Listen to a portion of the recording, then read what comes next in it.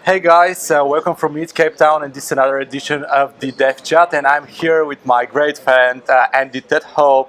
Hey Andy, how are you? I'm very well. And what are you up to these days? Can you give us a little bit of info about yourself? So I'm working for a company called Status. Small company, yeah. Yeah, small company. We've been around Ethereum for a while, Yeah. working particularly on decentralized messaging and making sure that we can actually use some of the other parts of Ethereum other than just the EVM.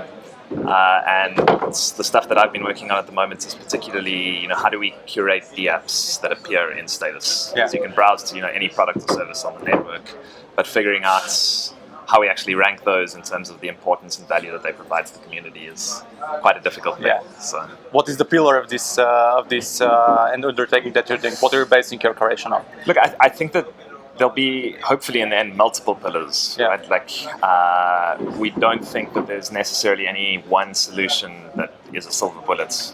So the first thing that we're building is an economic mechanism with a smart contract that ranks the apps based on how much the developers have staked, much like SEO or AdWords currently works, but in a decentralized context. Yeah. And then we'll see if we can build, some other filters about which topics and DApps are popular on the Whisper network, right? And do some peer-based discovery and see if we can filter DApps that way, and various other kind of filter mechanisms that will allow users to pick the things that are really interesting to them and valuable. It's not necessarily about trying to take one approach that's going to solve the whole thing. Yeah. But all of this work, everything Yeah. in the blockchain space, it turns out to be quite a bit more complicated than you might think at Yeah, first. absolutely. And it's that's because we really do have an opportunity to think about how we rebuild fundamentally some of the systems that we connect with and share with and create value with. Yeah. Right? So we've got a chance to do it right, and Yeah. I think that the correct approach is sort of a multifaceted one, right? Don't just get fixated on only the blockchain part. There are various other aspects to the stack that are really interesting to Yeah, explore. and different ways to drive more efficiency or drive more from something that's around. Exactly. Yeah, cool. And talking about efficiency, what is a concept or two, or I don't know, a brain thought of yours that is very cool but is underutilized in the development world in blockchain?